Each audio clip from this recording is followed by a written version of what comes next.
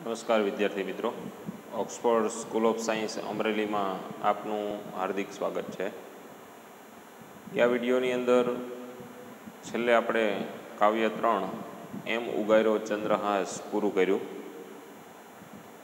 કવિ પ્રેમાનંદનું જે આખ્યાન કાવ્ય હતું કે જેમાં કવિ પ્રેમાનંદે ચંદ્રહાસની આખી જે મારવાની યોજના દૃષ્ટબુદ્ધિએ બનાવી અને કુદરતી રીતે જ એ યોજના કેવી રીતે આખી નિષ્ફળ થઈ એની બધી માહિતી આપણે મેળવી. આજે આપણે આગળનું કાવ્ય 5 છપ્પા અને ઉખાણા ભણવા જઈ રહ્યા છીએ.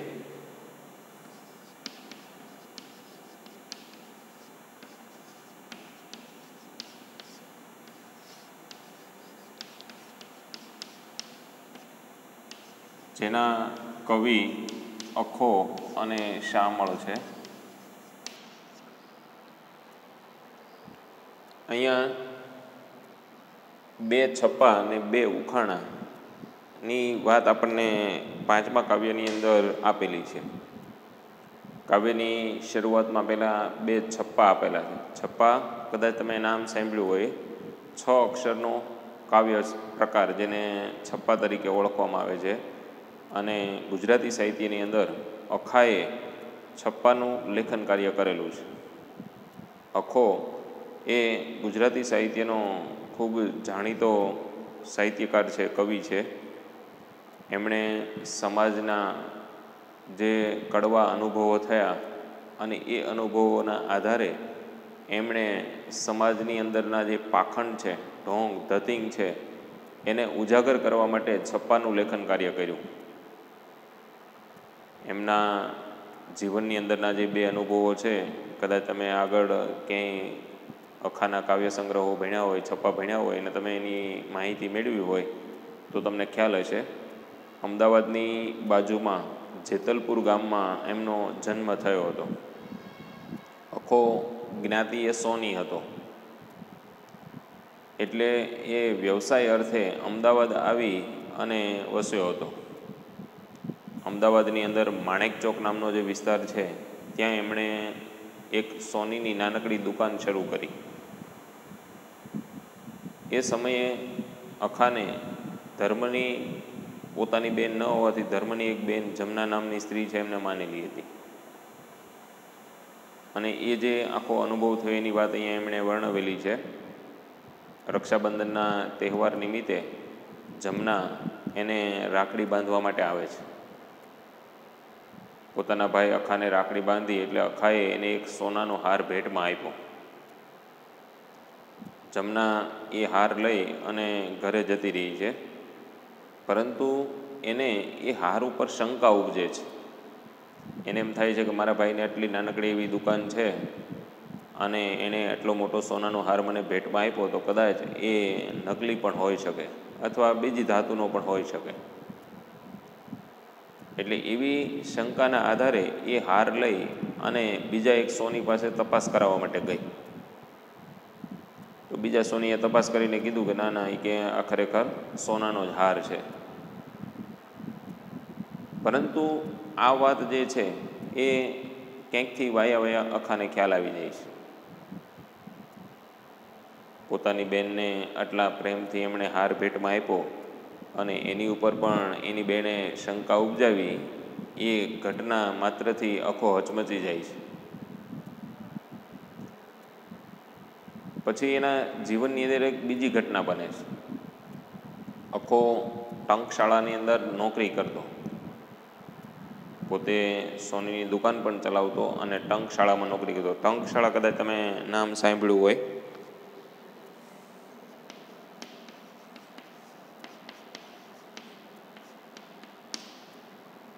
ટંકશાળા એટલે સિક્કા બનાવવાની ફેક્ટરી, કારખાનું ટૂંકમાં જેને આપણે કહીએ છીએ.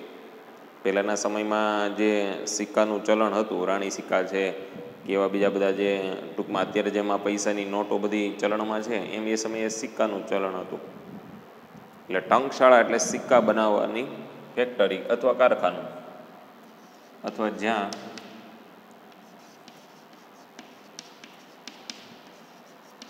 સિક્કા બનાવવામાં આવે છે તે જગ્યા. એટલે ટૂંકમાં ટંકશાળાની અંદર નોકરી કરતો, ખૂબ પ્રમાણિકતાથી એ નોકરી કરતો હતો અને એની પ્રમાણિકતાને લીધે એના સાથી મિત્રો પણ એના દુશ્મન બની ગયા હતા. કારણ કે એના સાથીઓને સિક્કાની અંદર કંઈક હલકી ધાતુ ભેળવવી હોય તો આખો ભેળવવા દેતો નહીં. એટલે આમ એના સાથી મિત્રો સાથે એને સતત આવી નાની નાની બાબતોમાં માથાકૂટ રહેતી. હવે એક દિવસ એવું બને છે કે એના બધા સાથી મિત્રો ભેગા થઈ અને રાજાને ફરિયાદ કરે છે કે ભાઈ અખો છે એ સિક્કાની અંદર હલકી ધાતુ મેળવે છે. હકીકતમાં એ આવો કોઈ પણ પ્રકારનું કાર્ય કરતો ન હતો, પણ એના સાથી મિત્રોએ એની ઉપર આવો આરોપ લગાવ્યો અને એના લીધે રાજાએ એને આ નોકરીમાંથી કાઢી મૂક્યો. કારણ કે એક સાથે ઘણા બધા લોકો એની ફરિયાદ કરવા આવ્યા હતા. એટલે રાજાએ કોઈ પણ જાતની તપાસ કર્યા વગર જ એને નોકરીમાંથી કાઢી મૂકે છે. એટલે આ ઘટનાથી અખાને ખૂબ લાગી આવે છે. એને એમ થાય છે કે હું સમાજની અંદર આટલી પ્રમાણિકતાથી કાર્ય કરી રહ્યો છું, મેં મારી બહેનને ખૂબ લાગણીવશ થઈ અને સોનાનો હાર ભેટમાં આપ્યો તો પણ એને મારી ઉપર શંકા કરી. એટલી પ્રમાણિકતાથી હું ટંકશાળામાં નોકરી કરું છું તો પણ રાજાએ મારી ઉપર આવો આક્ષેપ નાખ્યો. તો આવા સંસારની અંદર મારે રહેવું જ શા માટે જોઈએ? અને એ સમયે સંસારમાંથી એનો મોહ ઉડી જાય છે અને એમણે છપ્પાનું લેખન કાર્ય શરૂ કર્યું. સમાજની અંદરથી આવા ઢોંગી, ધુતારા, પાખંડી જે લોકો છે એને શોધી કાઢી અને એની ઉપર કટાક્ષપૂર્વકની વાણી એ લખવાની શરૂઆત કરે છે કે જેને છપ્પા તરીકે ઓળખવામાં આવે છે.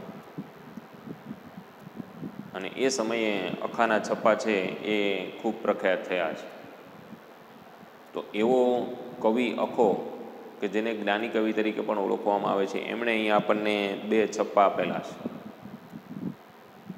ત્યાર પછી કવિ શામળ કે જેના 2 ઉખાણા અહીંયા આપણને આપેલા છે. પદ્ય વાર્તાની અંદર શામળનું યોગદાન ખૂબ મોટું છે. ઉખાણા એ પણ એમનો એક સાહિત્ય પ્રકાર એમણે લખેલો છે. તો આ જે અખાના 2 છપ્પા અને શામળના 2 ઉખાણા અહીંયા આપણને આપ્યા છે. અખાએ જે આપણને 2 છપ્પા આપ્યા, જેની અંદર પ્રથમ છપ્પાની અંદર એણે જ્ઞાની અને અજ્ઞાની લોકોની વાત કરેલી છે.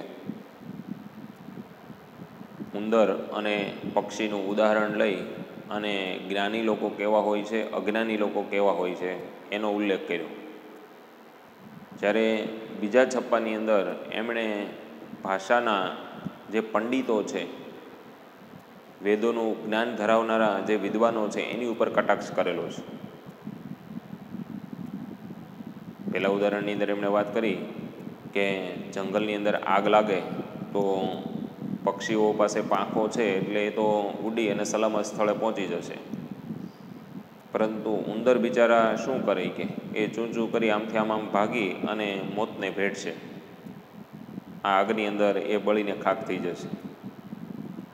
એ ઉદાહરણ લઈ અને અખાએ જ્ઞાની અને અજ્ઞાની લોકોની વાત કરી છે કે જ્ઞાની લોકો છે એ પક્ષી જેવા છે.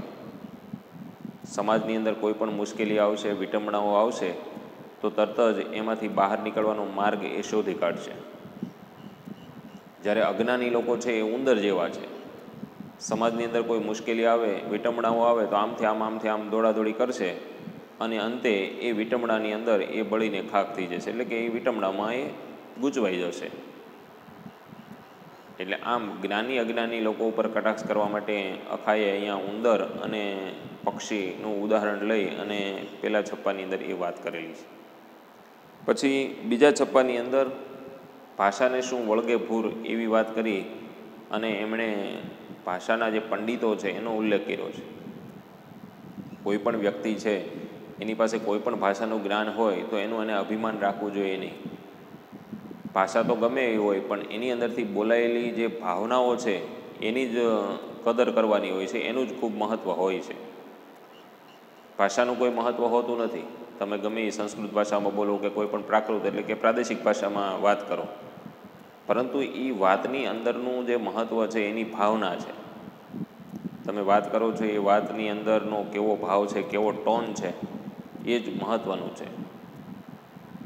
અને એટલા માટે જ એણે એક યોદ્ધાનું ઉદાહરણ એ છપ્પાની અંદર લીધું છે કે રણની અંદર લડવા માટે ગયેલો યોદ્ધો છે, એ વીર યોદ્ધા પાસે જો હથિયારનું જ્ઞાન હોય, હથિયાર ચલાવવાનું, તો જ એ સફળ થઈ શકે છે, એ લડાઈ જીતી શકે છે. બાકી ભાષાનું જ્ઞાન હોય ગમે એટલું, પણ જો લડાઈનું એની પાસે જ્ઞાન ન હોય તો એ ચોક્કસ રણ મેદાનની અંદર પરાજિત થાય છે, હારે છે. એટલે ભાષાનું જ્ઞાન રાખી અને તમારે ક્યારેય પણ અભિમાન ન કરવું જોઈએ, કારણ કે આ આખો સંસાર જે છે એ 52 અક્ષરોની અંદર જ સમાયેલો છે. કક્કા બારાક્ષરીની અંદરના જે અક્ષરો છે એની અંદર આ સમગ્ર સંસાર સમાયેલો છે. જેને 53મો અક્ષર આવડી જાય એ આ સંસારને પાર કરી જાય છે. એટલે એ વાત પણ અખાએ અહીંયા આપણને બીજા છપ્પાની અંદર સમજાવેલી છે. તો આવી રીતે અખાના જે 2 છપ્પા અહીંયા આપણને આપ્યા છે, જોઈએ આપણે. અખા વિશે માહિતી તમને જે આપી એ પણ તમે યાદ રાખજો. છપ્પા એટલે શું એ પ્રશ્ન તમને પૂછાય તો પણ યાદ રાખજો. 6 અક્ષરનો કાવ્ય પ્રકાર, જેને છપ્પા તરીકે ઓળખવામાં આવે છે. 6 પંક્તિઓનો કાવ્ય પ્રકાર, સોરી 6 અક્ષર નહીં. કાવ્ય 5 છપ્પા અને ઉખાણા. પહેલાં આપણે છપ્પાની જ આજે વાત કરવાની છે, એટલે અખાના 2 છપ્પાનો ઉલ્લેખ કરીને જોઈએ. જુઓ, આવી નગરમાં લાગી લાય, પંખીને શો ધોખો થાય, ઉંદર બિચારા કરે શોર, જેનું નહીં ઉડવાનું જોર, અખા જ્ઞાની કેમ ભયથી કેમ ડરે, જેની અનુભવ પાંખ આકાશે ફરે. પહેલાંના શબ્દો લખી નાખીએ, પછી આખા છપ્પાને આપણે સમજવાનો પ્રયત્ન કરીએ. આવી નગરમાં લાગી લાય, લાય એટલે આગ.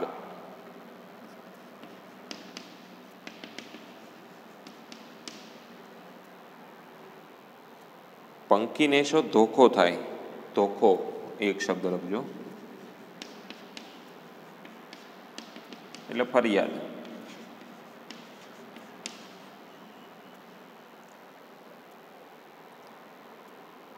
ઉંદર બિચારા કરે શોર, શોર એટલે અવાજ.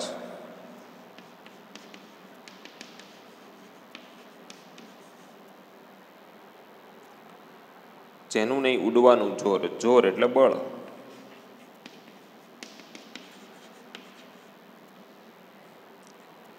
અખા જ્ઞાની ભયથી કેમ ડરે, જ્ઞાની એટલે જેની પાસે જ્ઞાનનો ભંડાર છે, જેની અનુભવ પાંખ આકાશે ફરે, ફરે એટલે વિહરે.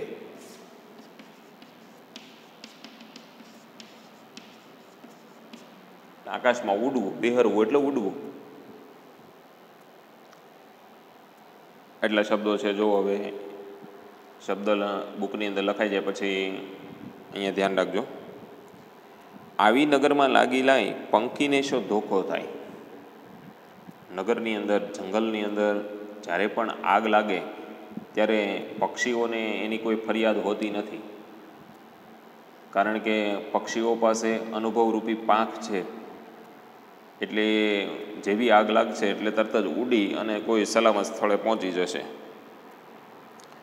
ઉંદર બિચારા કરે શોર, જેનું નહીં ઉડવાનું જોર. પરંતુ એ નગરની અંદર, એ જંગલની અંદર રહેલા જે ઉંદરો છે એ બિચારા બૂમાબૂમ અવાજ, શોર કરવા લાગી જાય, કારણ કે એની પાસે ઉડવાનું જોર નથી.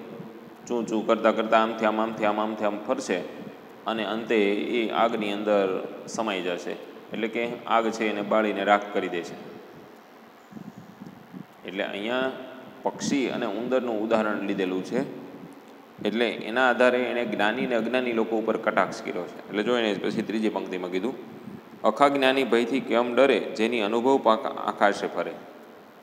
એટલે અખો કહે છે કે જ્ઞાની લોકો જે છે એ ક્યારેય પણ સમાજના ભયથી, સમાજની અંદર આવેલી મુશ્કેલીઓ, સંસારની જે મુશ્કેલીઓ છે એનાથી ડરતા નથી, કારણ કે એની પાસે અનુભવરૂપી પાંખ હોય છે. જ્યારે પણ કોઈ સંસારની અંદર મુશ્કેલી આવે તો તરત જ એ લોકો એ મુશ્કેલીમાંથી બહાર નીકળવાનો માર્ગ શોધી કાઢે છે. એટલે જ્ઞાની લોકોની વાત અહીંયા કરીને એમના વખાણ કરેલા છે. પરંતુ અજ્ઞાની લોકો છે એ ઉંદર જેવા હોય છે. સમાજની અંદર, સંસારની અંદર જે પણ કંઈ મુશ્કેલીઓ આવે, વિટંબણાઓ આવે તો એનાથી અજ્ઞાની લોકો આમથી આમ ઉંદરની જેમ ભાગવા લાગે છે, પરંતુ એની પાસે કોઈ અનુભવરૂપી પાંખ નથી, એટલે એ સંસારની જે મુશ્કેલીઓ છે એનાથી એ ઘેરાઈ જાય છે અને અંતે એ મુશ્કેલીઓની શરણે બેસી જતા હોય છે. એટલે અહીંયા પક્ષી અને ઉંદરનું ઉદાહરણ લઈ અને જ્ઞાની અને અજ્ઞાની લોકોનો ઉલ્લેખ કવિ અખાએ આ છપ્પાની અંદર કરેલો છે. ખ્યાલ આવ્યો હોય છપ્પાની અંદર? હવે બીજા છપ્પાની વાત જોઈએ. ભાષાને શું વળગે ભૂર, જે રણમાં જીતે તે શૂર. સંસ્કૃત બોલે શું થયું, કોઈ પ્રાકૃતમાંથી નાસી ગયું. 52નો સગળો વિસ્તાર, અખા 53મો જાણે પાર. ભાષાને શું વળગે ભૂર, વળગે એટલે ચોંટે,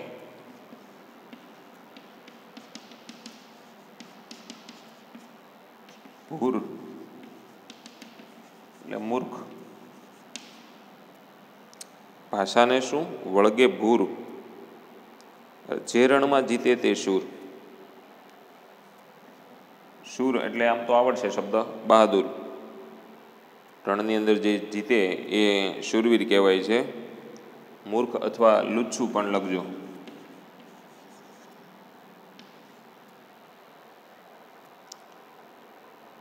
સંસ્કૃત બોલે શું થયું, કોઈ પ્રાકૃતમાંથી નાસી ગયું. પ્રાકૃત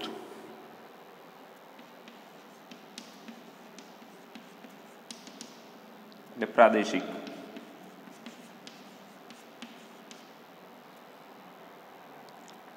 સંસ્કૃત ઉપરથી ઉતરી આવેલી જે પ્રાદેશિક ભાષાઓ છે એને પ્રાકૃત તરીકે ઓળખવામાં આવે છે. 52નો સગળો વિસ્તાર, અખા 53મો જાણે પાર. સગળો એટલે બધો જ.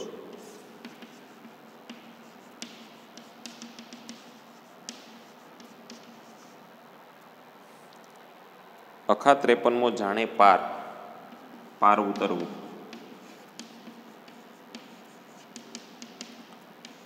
એટલે સંસારને તરી જવો. સંસારરૂપી સાગરને તરી જવાની વાત છે એને પાર ઉતરવું કહેવાય. એટલે એટલા શબ્દો એની અંદર છે. જો હવે શબ્દો લખાઈ જાય પછી આ છપ્પાની અંદર ધ્યાન રાખજો. ભાષાને શું વળગે ભૂર, જે રણમાં જીતે તે શૂર. એટલે અહીંયા કોઈની પાસે ભાષાનું જ્ઞાન હોય તો એનું ક્યારેય પણ કોઈ દિવસ અભિમાન કરવું જોઈએ નહીં. કારણ કે ભાષાનું મહત્ત્વ નથી, પરંતુ ભાષાની અંદર જે ભાવનાઓ રહેલી છે એનું જે મહત્ત્વ છે એનું જે મહત્ત્વ છે. તમારી જે વાણી છે એની અંદરની ભાવના કેવી છે એ જ મહત્ત્વની છે. બાકી ભાષા તો સંસ્કૃત હોય, ગુજરાતી હોય, અંગ્રેજી હોય, ગમે એ ભાષામાં તમે બોલી શકો.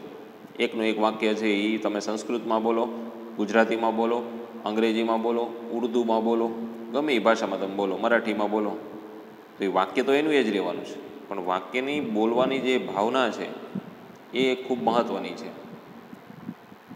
એટલે અહીંયા રણની અંદર યોદ્ધાની વાત કરી છે કે રણની અંદર જે વીર યોદ્ધાઓ છે એની પાસે હથિયારોનું, શસ્ત્રોનું જ્ઞાન હોય તો જ એ જીતી અને પોતાની બહાદુરી સાબિત કરી શકે છે. માત્ર ખાલી વાતો કરી અને યુદ્ધ મેદાનની અંદર યુદ્ધ જીતી શકાતું નથી. નક્કર કામ કરવું પડે, એની અંદર પુરાવો આપવો પડે હથિયારનો, તો જ તમે જીતી શકો. એટલે પછી બે પ્રશ્ન કર્યા. જો આગળ, સંસ્કૃત બોલે શું થયું, કોઈ પ્રાકૃતમાંથી નાસી ગયું. તમને સંસ્કૃત ભાષા ખૂબ સારી આવડતી હોય તો તમારે અભિમાન કરવાની કોઈ જરૂર નથી. પ્રાકૃત ભાષા બોલનારા શું કે આ સંસારમાંથી ક્યાંય બહાર ભાગી ગયા છે કે પ્રાકૃત ભાષા બોલનારા પણ લોકો છે અહીંયા. એટલે ટૂંકમાં અહીંયા વિદ્વાનો ઉપર એમણે કટાક્ષ કર્યો છે. કારણ કે એ સમયે, અખાના સમયમાં સંસ્કૃત ભાષા ઉપર પ્રભુત્વ ધરાવનારા વિદ્વાનો છે એ સંસારની અંદર, સમાજની અંદર આમ મોટા ભાઈ થઈને રખડતા અને પોતે જ કંઈક જ્ઞાની છે, પોતાની પાસે જ કંઈક આવડત છે એવું સાબિત કરતા. એટલે એવા પંડિતોને અહીંયા લક્ષ્યમાં રાખી અને અખાએ એની ઉપર કટાક્ષ કર્યો કે સંસ્કૃત બોલવાથી શું થઈ ગયું. કે પ્રાકૃત ભાષા બોલનારા કોઈ લોકો અહીંયા શું આ દુનિયામાં નથી કે એ બધા શું ભાગી ગયા છે. 52નો સગળો વિસ્તાર, અખા 53મો જાણે પાર. આ દુનિયાની અંદર, આ સંસારની અંદર બધી જ ભાષાઓ છે એ 52 અક્ષરોની અંદર સમાયેલી છે. પરંતુ જેને 53મો અક્ષર આવડી જાય એ આ ભવસાગરને પાર તરી જાય છે, આ સંસારને પાર કરી જાય છે. એટલે કોઈએ પણ ભાષાનું જે અભિમાન છે એ ક્યારેય પણ રાખવું જોઈએ નહીં. આપણે ભણતા હોય ત્યારે ઘણીવાર કેટલાક લોકો એવું કહેતા હોય, ભાઈ ગુજરાતી તો સામાન્ય બધાને વાંચીને આવડી જાય, અંગ્રેજી છે એ અગત્યની છે, એની ઉપર આપણે ખાસ ભાર રાખવો જોઈએ. પણ એવું નથી. તમારા ભણવાના જે બધા 7 વિષયો છે બધા જ સમાન છે. અંગ્રેજીની અંદર તમારે 100માંથી 100 આવશે ને ગુજરાતીમાં 30 આવશે તો તમને પાસનું સર્ટિફિકેટ નહીં મળે.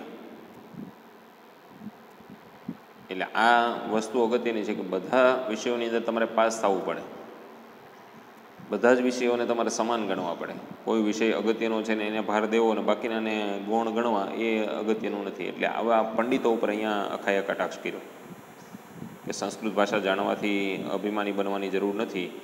સંસ્કૃત ભાષાનું જ્ઞાન દરેક પાસે હોય, પણ પ્રાકૃત ભાષા જાણીને પણ દરેક લોકો પોતાની ભાવના રજૂ કરી શકે છે. એટલે આ રીતે અખાએ આ 2 છપ્પા જે આપ્યા, જ્ઞાની ને અજ્ઞાની લોકો ઉપર કટાક્ષ કર્યો અને સંસ્કૃતના મહાન પંડિત વિદ્વાનો ઉપર અહીંયા બીજા છપ્પાની અંદર અખાએ કટાક્ષ કરેલો છે. ખ્યાલ આવ્યો? આ રીતે અખાના જે 2 છપ્પા છે કે જેની અંદર એમણે કટાક્ષની વાણી દ્વારા જુદા જુદા વ્યક્તિઓ ઉપર અહીંયા તીર તાકેલું છે. જો 2 છપ્પામાં ખ્યાલ આવી ગયો તો સ્વાધ્યાયની અંદર પ્રશ્નો પણ તમને આવડી જશે. નીચેના પ્રશ્નોના ઉત્તર એક એક વાક્યમાં લખો. નગરમાં આગ લાગવાથી કોણ ભય અનુભવતું નથી? કોણ આવે? પક્ષીઓ. નગરમાં આગ લાગવાથી પક્ષીઓ ભય અનુભવતા નથી. પછી ઉંદર શા માટે શોર કરે છે? તો નગરમાં આગ લાગી એટલે ઉંદરો અવાજ કરવા લાગ્યા, કારણ કે એની પાસે ઉડવાનું બળ નથી, શક્તિ નથી. આમથી આમ દોડાદોડી કરી અને અવાજ કરે છે. એટલે ઉંદર પાસે ઉડવાની શક્તિ ન હોવાથી ઉંદર શોર કરે છે. કોની અનુભવરૂપી પાંખ આકાશમાં વિહરે છે? કેવા લોકોની અનુભવરૂપી પાંખ આકાશમાં વિહરે છે? જ્ઞાની કે અજ્ઞાની? જ્ઞાની લોકોની. એમાં જવાબ આવશે જ્ઞાની લોકોની અનુભવરૂપી પાંખ આકાશમાં વિહરે છે. પછી નીચેના પ્રશ્નના મુદ્દાસર ઉત્તર લખો. મુદ્દાસર એટલે આમ તો 4 માર્ક્સના પ્રશ્ન નથી, આમાં 2 માર્ક્સના જ બધા પ્રશ્નો આવશે, કારણ કે છપ્પાની સમજૂતી છે. જો લીધું પહેલા છપ્પા દ્વારા અખો શું કહેવા માગે છે, તો હમણાં જે આખી વાત કરી પહેલા છપ્પાની એમાં સમજાવવાની કે અખો પહેલા છપ્પા દ્વારા જ્ઞાની અને અજ્ઞાની લોકોની વાત કરે છે. નગરની અંદર આગ લાગે તો પક્ષીઓને કોઈ પણ જાતની ફરિયાદ હોતી નથી, કારણ કે એની પાસે અનુભવરૂપી પાંખ છે, એટલે ઉડી અને સલામત સ્થળે વયા જશે. પરંતુ ઉંદર પાસે ઉડવાનું બળ નથી, એટલે આમથી આમ દોડાદોડી કરી અવાજ કરી અને આગમાં હોમાઈ જશે. એમ જ્ઞાની લોકો જે છે કે જે સંસારની અંદર આવતી વિટંબણાઓ મુશ્કેલીઓથી ડરતા નથી, એ સંસારની મુશ્કેલીઓમાંથી બહાર નીકળવાનો રસ્તો શોધી કાઢે છે, કારણ કે એની પાસે અનુભવરૂપી પાંખ હોય છે. જ્યારે અજ્ઞાની લોકો છે એ સંસારની મુશ્કેલીઓથી ડરી જાય છે અને આમથી આમ દોડાદોડી કરી અને એ મુશ્કેલીઓના શરણે પડી જાય છે. આમ અખાએ પહેલા છપ્પાની અંદર જ્ઞાની અને અજ્ઞાની લોકોની વાત કરેલી છે. એટલે આ એનો જવાબ થશે. પછી બીજા છપ્પા દ્વારા અખો શી પ્રેરણા આપે છે? તો બીજા છપ્પાની આખી એની અંદર વાત લખવાની કે બીજા છપ્પાની અંદર અખાએ જ્ઞાની એટલે સંસ્કૃતના જે વિદ્વાનો છે એની ઉપર કટાક્ષ કરેલો છે.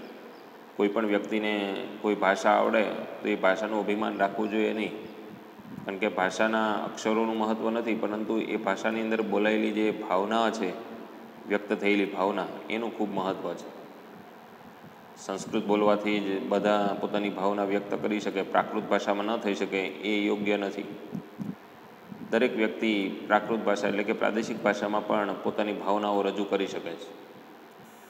રણ મેદાનની અંદર જેની પાસે શસ્ત્રોનું જ્ઞાન હોય એ જ રણ મેદાનની અંદર જીતી શકે છે. બાકી માત્ર ખાલી વાતો કરવાથી મેદાનની અંદર રણ મેદાનમાં જીત મેળવી શકાતી નથી. એટલે આ વાત અખાએ બીજા છપ્પાની અંદર દર્શાવેલી છે. પછી 52નો સઘળો વિસ્તાર એટલે શું? તો આ સંસારની અંદર, આ સમાજની અંદર ભાષાનો તમામ વ્યવહાર 52 અક્ષરોની અંદર જ સમાયેલો છે. આખો સંસાર 52 અક્ષરોની જાળમાં ફસાયેલો છે. જેને 53મો અક્ષર આવડી જાય એ આ ભવસાગરને પાર કરી જાય છે. એટલે એ વાત એની અંદર લખવાની. 52નો સગળો વિસ્તાર એટલે આ 52ના અક્ષરોની માયાજળમાં આખો સંસાર ફસાયેલો છે, રહેલો છે. પછી મુદ્દાસર નોંધ લખો. આવી નગરમાં લાગેલા છપ્પા દ્વારા રજૂ થયેલા જ્ઞાનના મહિમા વિશે નોંધ લખો. તો આપણે જે હમણાં પહેલો પ્રશ્નનો જવાબ લખ્યો એ જ એની અંદર આવશે. બીજાનો પહેલા છપ્પા દ્વારા આખો શું કહેવા માંગે છે એ જ વાત એની અંદર આવશે. પછી ભાષા વિશેના અખાના વિચારો વિશે નોંધ લખો.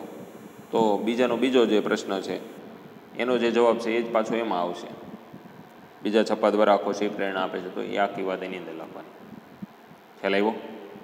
એટલે આ રીતે અખાના જે 2 છપ્પા અહીંયા આપણને આપ્યા છે કે જેની અંદર એમણે જ્ઞાની, અજ્ઞાની અને પંડિતો ઉપર કટાક્ષ કરેલો જોવા મળે છે. આ 2 છપ્પાની અંદર જે પણ કાંઈ મુશ્કેલીઓ હોય એ જોઈ લેજો. કાંઈ એવો પ્રશ્ન હોય તો નોંધ કરી રાખજો, અથવા માહિતી માટે તમે ફોન કરીને પણ પૂછી શકો છો. હવે શામળના જે 2 ઉખાણા છે એ આવતા લેક્ચરની અંદર આપણે શીખીશું. આભાર.